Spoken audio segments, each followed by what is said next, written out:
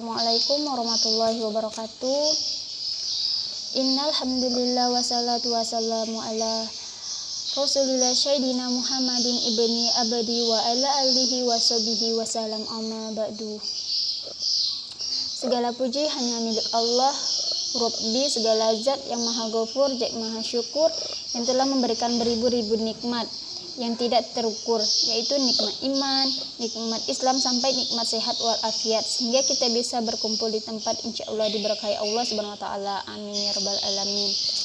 Sebelumnya perkenalkan, nama saya Okta Saputri, saya dari Prodi Akuntansi Syariah kelas 3D, NIM 120166028. Di sini saya ingin menjawab hasil diskusi, yaitu tentang pengembangan strategi dan perencanaan pemasaran dalam Islam.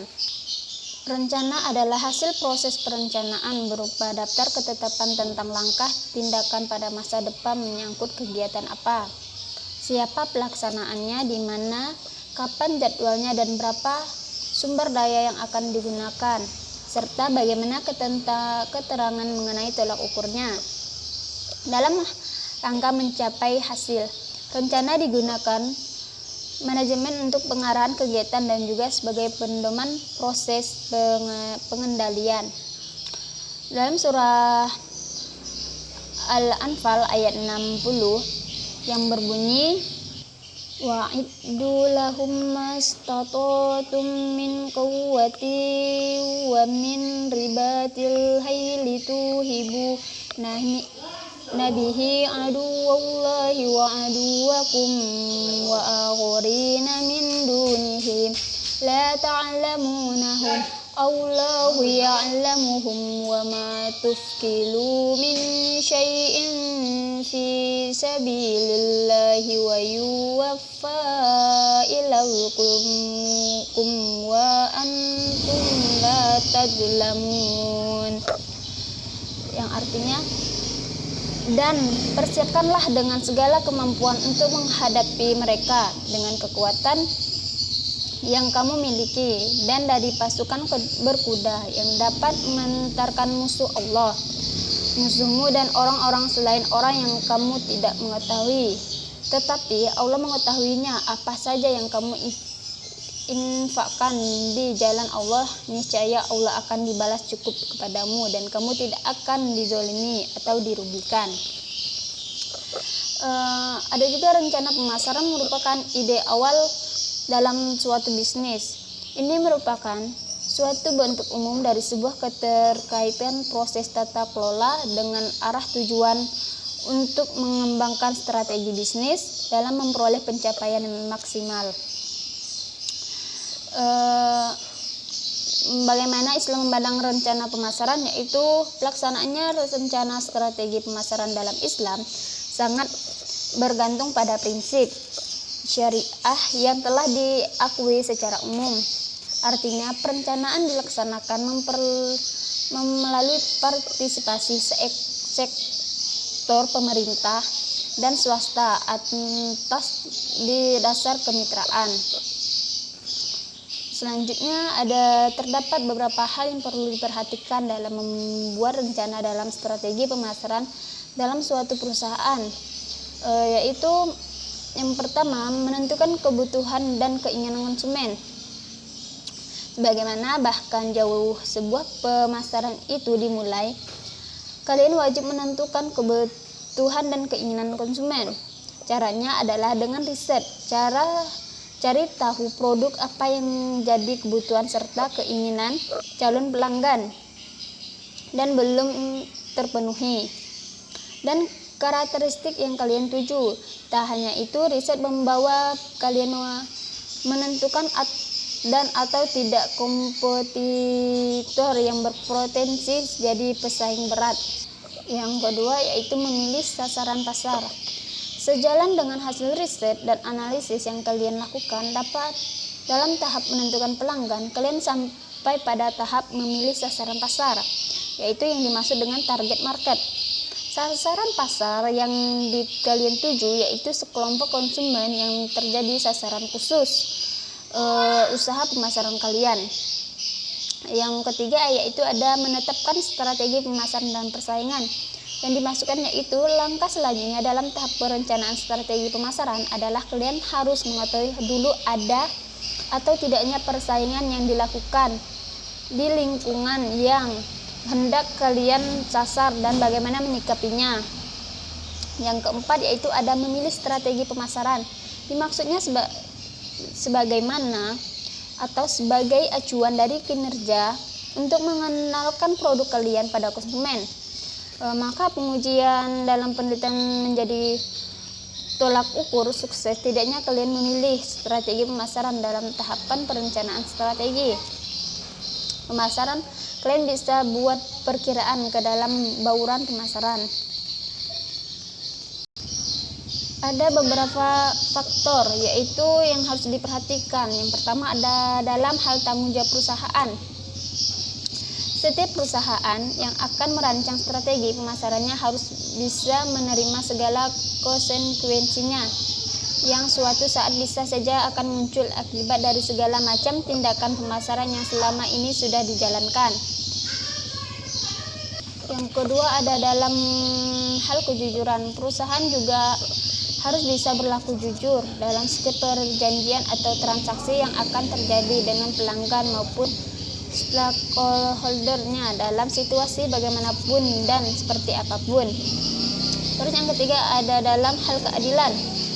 Dalam hal keadilan ini perusahaan diharapkan untuk bisa berlaku adil dalam hal memenuhi kebutuhan pelanggan sehingga sekaligus untuk memenuhi kualifikasi dari para pihak pemasoknya. Dalam hal ini termasuk untuk menawarkan produk dengan cara atau metode yang jelas dalam bentuk penjualan, berpromosi, dan bentuk-bentuk komunikasi lainnya. Strategi pemasaran dalam Islam adalah logika pemasaran yang digunakan oleh perusahaan dengan harapan agar unit bisnis dapat mencapai tujuan perusahaan. Setiap perusahaan harus membagi pasar totalnya, memilih segmen terbaik dan merancang strategi untuk meraih laba dengan melayani segmen yang dipilih lebih baik daripada persaingannya. Ada dijelaskan dalam surah yang berbunyi, ayyuhalladzina amanu la taqulu amwalakum bainakum bil batili illa an takuna tijaratan an taradi minkum wala taqtulu anfusakum innallaha kana bikum rahiman. Yang artinya, hai orang-orang beriman, janganlah kamu saling memakan harta sesamamu dengan jalan yang batil, kecuali dengan jalan perniagaan yang berlaku dengan suka sama suka di antara kamu, dan janganlah kamu membunuh dirimu, sesungguhnya Allah adalah Maha Penyayang kepadamu. Ada juga kenalilah pelanggan Anda. Pelanggan adalah raja. Istilah disebut memang benar. Sang raja sangat senang apabila dilayani dengan baik. Dia bahagia jika para pelayannya tahu apa yang dia inginkan. Terus ada pilih lokasi yang strategis. Faktor yang penting dalam strategi pemasaran lainnya adalah masalah pemilihan tempat. Karena tempat adalah di mana orang akan tertarik. Jika tempat itu misalnya bagus, tempatnya enak dipandang atau apa, itu bakalan menarik. Terus ada juga menggunakan internet marketing, yaitu yang dimaksudnya yaitu adalah salah satu strategi pemasaran yang sedang gencar dilakukan ialah internet marketing dengan menampilkan produk usaha Anda pada situasi jejaringan sosial. Maka Anda dapat mengetahui bagaimana serta konsumen dan apa yang mereka butuhkan. Terus selanjutnya ada lakukanlah promosi. Dalam melakukan promosi, kita harus pengenalan produk bisa juga dilakukan secara aktif dan kontinu sebagai perusahaan turut berpartisipasi dengan event pameran dan eksibisi di seluruh wilayah Indonesia dengan tujuan kegiatan yang terbukti dapat meningkatkan kepercayaan dan keyakinan masyarakat yang dapat eksistensi perusahaan itu sendiri. Strategi yang saya harus gunakan yaitu adalah tambahan produk serta layanan baru. Terus ada juga menjual produk dan layanan pada pelanggan yang sudah ada dengan peningkatan jumlahnya. Terus lebarkan pasar ke daerah baru, masuk pada sistem penjualan baru, target pasar serta pelangganan baru. Selanjutnya ada juga tentang semua perusahaan harus mempunyai sebuah situs, yang dimana maksudnya banyak perusahaan juga menulis dan mengunggah konten blog untuk meningkatkan kepopuleran perusahaan Anda di pasar. Pertimbangan untuk membuat podcast atau mengiklankan produk yang dijual pada acara tertentu. Ada juga tentang buatlah sebuah sistem formal untuk menerima klien memberikan rekomendasi. Maksudnya yaitu tentang memberikan konsumen yang memberikan rekomendasi hadiah dalam bentuk tertentu. Hadiah ini berupa bonus produk atau diskon. Secara sistem ini mempunyai kemungkinan tinggi untuk membuat prospek menjadi klien. Ada juga untuk meningkatkan citra Anda sebagai seorang ahli, di mana maksudnya yaitu tentang pertimbangan untuk menjadi pembicara pada seminar atau webinar pasar Anda. Hal ini karena orang-orang akan mencari bantuan pakar saat harus mengatasi sebuah masalah. Dengan tidak membeda-bedakan antara pelanggan muslim dan non-muslim, makin banyak non-muslim yang ikut menerapkan nilai ini, makin bagus agar tercipta kondisi pemasaran yang mensejahterakan penjual dan pembeli dengan menjauhi praktik-praktik yang bersifat penipuan atau kecurangan dalam pemasaran. Dalam surah Al-Maidah ayat 3 yang berbunyi, Hurmat alaikumul maitatu waddumu walahmu hijiri wa ma uhilla li ghairillahi bihi wal wanikahu qutu wal mawqujatu wal mutaradiyatu wal natihatu wa ma akala shabuhu illa ma zakkaitum wa ma zubiha ala nusubi wa an tastaqsimu bal ahla zalikum fik al-yawma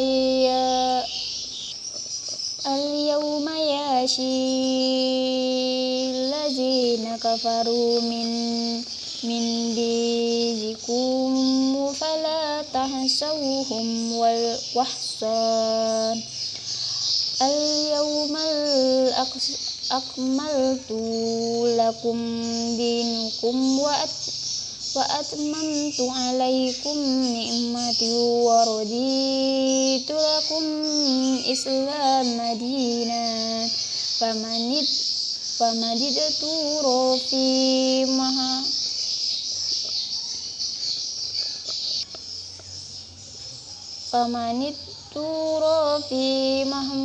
mahmasuti khairum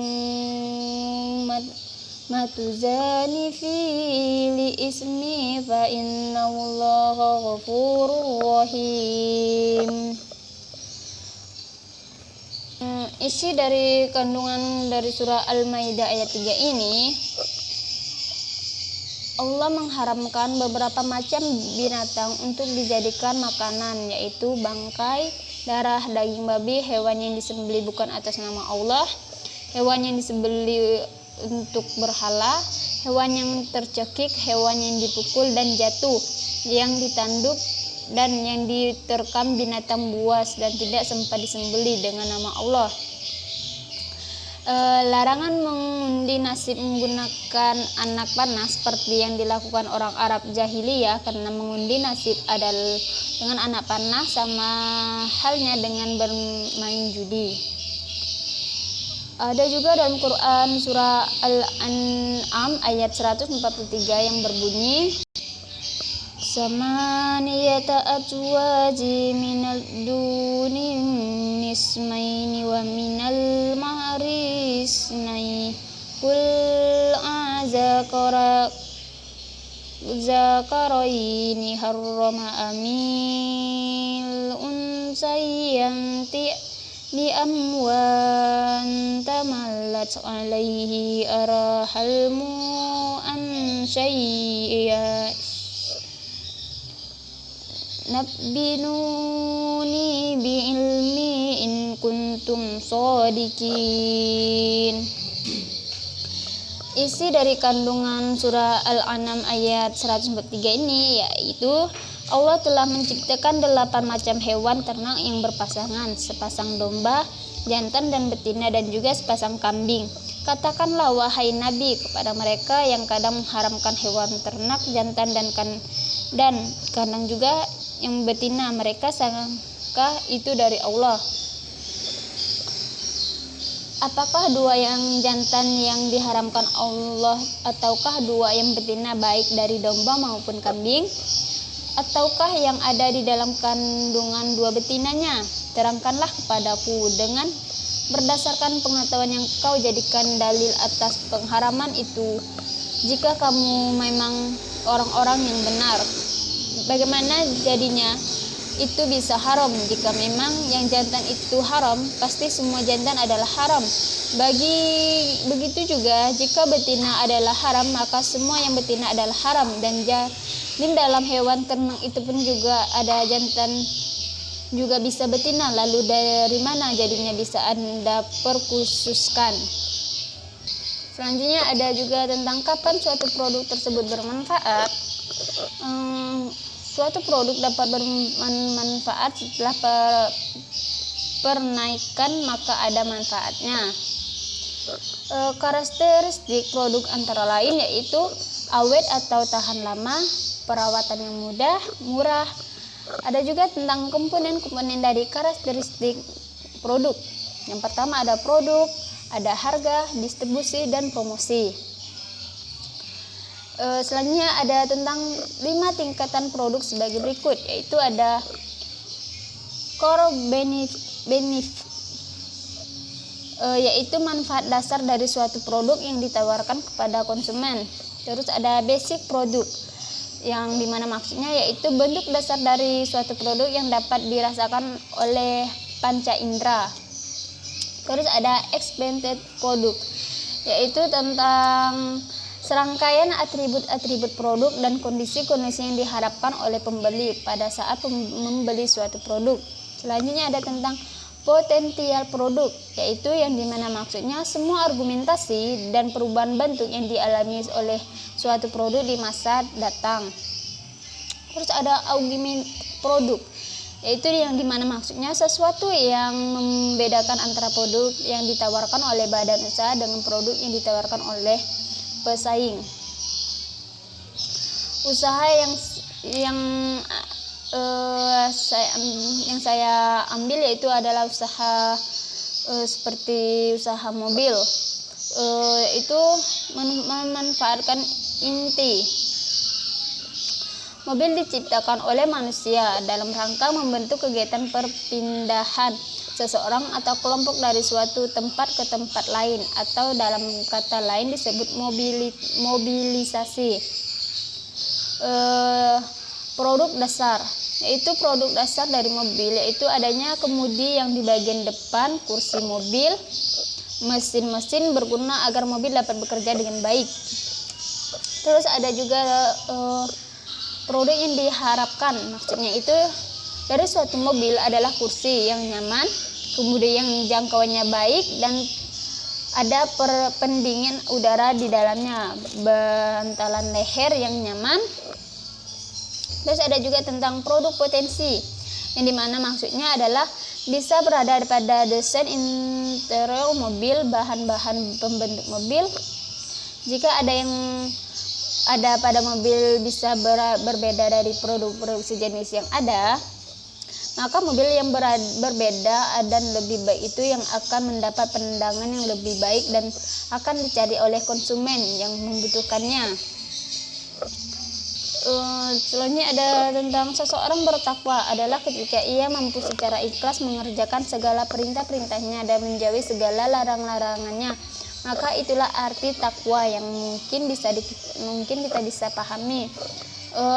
Terdapat pada juga tentang takwa itu terdapat dalam Quran surah At-Taubah ayat 119 yang berbunyi, Ya ayyuhallazina amanu taqullaha wa kunu mahal shodiqin.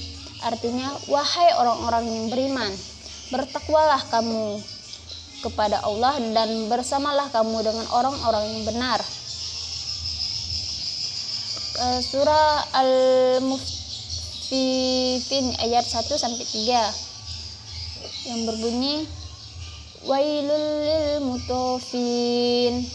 Artinya, celakalah bagi orang-orang yang curang dalam menakar dan menimbang. Ayat yang kedua yaitu berbunyi, Allazina iza talu ala nasi yastafun. Artinya, yaitu orang-orang yang apabila menerima takaran dari orang lain, mereka minta dicukupkan. Ayat yang ketiga yaitu berbunyi, wa iza kaluhum aw wazanuhum yahshirun. Artinya, apabila mereka menakar atau menimbang untuk orang lain, mereka mengurangi. Terus ada juga surah An-Nahl ayat 116 yaitu yang berbunyi, wala taqulu lima tasifu alsinatukum kumul kadziba hadza halal wa hadza haramul litutaru ala Allahil kadzib innal ladzina yaqturuna la Allahi kadziba la yaqlihun. Artinya adalah, dan janganlah kamu mengatakan terhadap apa yang disebut-sebut oleh lidahmu secara dusta.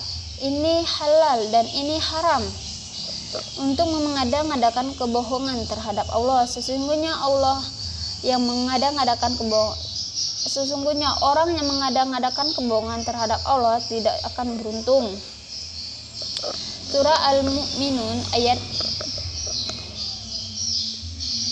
yang berbunyi, Inna lanazuru lasana wallazina amanu fi hayawati dunya wa yamuiku mayakumul ashad.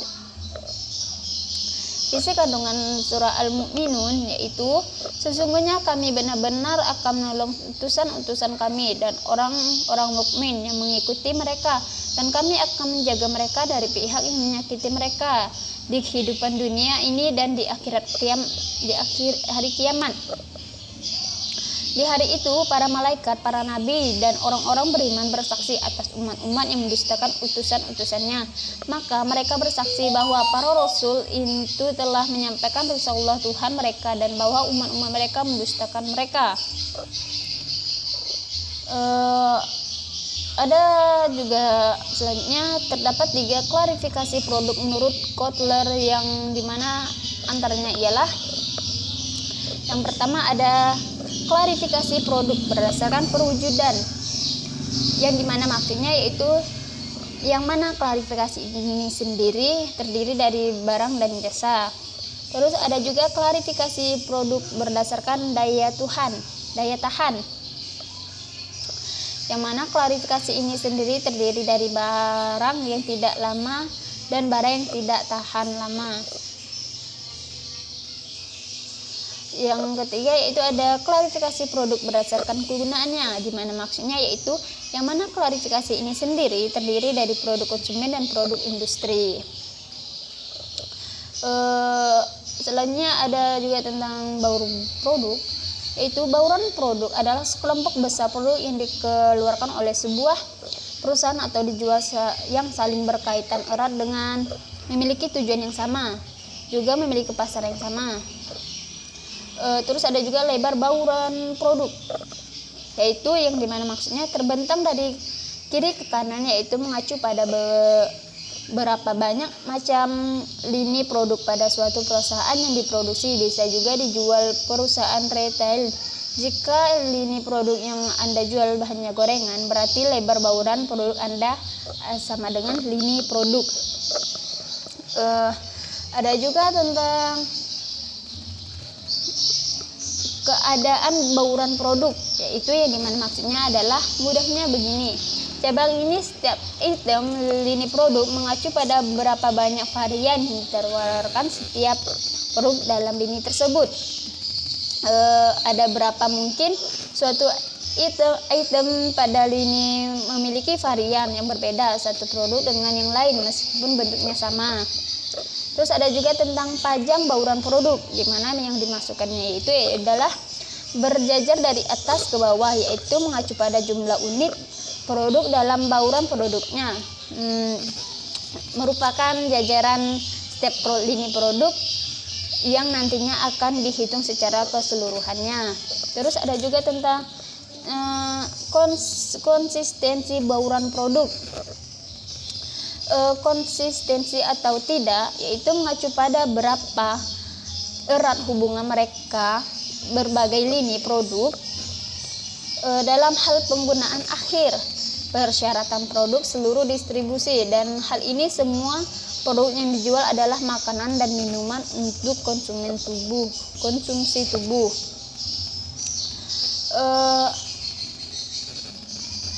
Ada beberapa tentang bauran produk di supermarket terdekat, yaitu yang pertama jenis dan keanekaragaman produk. Yang pertama ada sabun mandi, contohnya Look, Lifebuoy, Nuvo. Terus yang kedua ada tentang pasta gigi. Pasta gigi ada juga dibagi juga dalam berapa, yaitu yang pertama Clear, Close Up, Pepsodent. Yang ketiga ada sampo, itu contohnya sampo Zim, Lifebuoy, Clear. Yang keempat ada deterjen, yaitu ada tentang Soklin, Molto, sama itu Rinso Daya. Dan yang B-nya yaitu Mutu. Di Mutu ini kita harus ada beberapa yang yaitu yang pertama warna beraneka macam, wanginya ada beraneka macam, tekstur ada yang cair dan ada yang padat, ada yang rasanya. Terus ada aneka macam untuk dewasa dan anak-anak, ada isi kandungannya di dalam produk. Terus selanjutnya pengemasan. Dalam pengemasan ini masing-masing produk sangatlah sederhana dan juga cukup mudah untuk dibuka. Selanjutnya ada garansi produk. Untuk garansi produk di atas tidak ada garansi, tetapi ada batas waktu pemakaiannya. Selanjutnya kita menjelaskan tentang definisi produk. Definisi produk adalah upaya dari suatu perusahaan untuk membedakan produk yang dimilikinya dari produk-produk persaingan dengan membuat produk tersebut bersifat spesial. Kegiatan modifikasi produk agar lebih menarik perubahannya yang dilakukan adalah merubah karakter produk tersebut. Untuk membuatnya, Anda perlu menelitikan pasar yang cukup serius agar bisa berbeda dengan diperlukan juga pengetahuan tentang produk pesaing. Terus kita akan menjelaskan tentang pengemasan, pelabelan, jaminan garansi. Yang pertama tentang pengemasan atau packing. Pengemasan ini merupakan kegiatan merancang dan memproduksi wadah untuk produk kemasan bisa mencakup 3 tingkat bahan. Botol sebagai kemasan primer dimasukkan ke dalam kotak karton, kemasan sekunder yang dapat dalam kotak pengiriman biasanya berisi 6 lusin. Kemasan merupakan hal pertama yang dihadapi pembeli menyangkut produk dan mampu mengubah calon pembeli untuk membeli atau tidak. Terus tentang pelabelan, maksudnya yaitu produk untuk menarik konsumen. Label ini untuk menarik konsumen. Label mungkin adalah artikel sederhana yang ditempelkan pada produk tersebut atau grafik yang dirancang dengan rumit merupakan bagian dari kemasan tersebut. Label tersebut mungkin untuk mencantum nama merek atau banyak informasi. Tentu jaminan atau garansi. Jaminan atau garansi ini yaitu secara hukum untuk bertanggung jawab untuk memenuhi harapan pembeli yang normal atau masuk akal. Jaminan ini merupakan pernyataan formal dari kinerja produk yang diharapkan oleh perusahaan pabrik, di mana pabrik beragansi dapat dikembalikan kepada, maksudnya produk yang bergaransi dapat dikembalikan pada pabrik atau pusat servis yang ditunjukkan untuk melakukan perbaikan, penggantian atau pengembalian uang. Jaminan apakah itu diekspedisi atau diimplikasi dapat dituntut secara hukum. Selanjutnya kita akan membahas tentang power marketing. Yang dimaksud dengan power marketing ini adalah landasan utama power marketing adalah membeli survei atau layanan yang terbaik bagi pelanggan yang terangkum dalam konsep customer care atau customer service. Dalam landasan pola pikir power marketing terletak pada 3 kata kunci, yaitu yang pertama moving, coring, yang kedua moving, coring, dan innovating. Moving adalah tumpuan untuk menjawab gelora persaingan dan dinamika permintaan yang selalu bergolak karena ekspektasi pelanggan yang beranjak semakin tinggi. Dalam perwujudannya, moving ini mesti disertai kepedulian kepada pelanggan. Caring melalui inovasi, innovating dibanding strategi manajerial maupun produk atau jasa. Inovasi di bidang strategi dan manajerial merupakan proses untuk menghantarkan nilai tambah bagi pelanggan, dan hasil inovasi berupa produk dan jasa yang dapat diinovatif adalah keluaran yang dipersembahkan untuk pelanggan. Baiklah, sekian dari penjelasan saya. Jika ada kurang dan lebihnya saya mohon maaf. Sekian dari saya. Wassalamualaikum warahmatullahi wabarakatuh.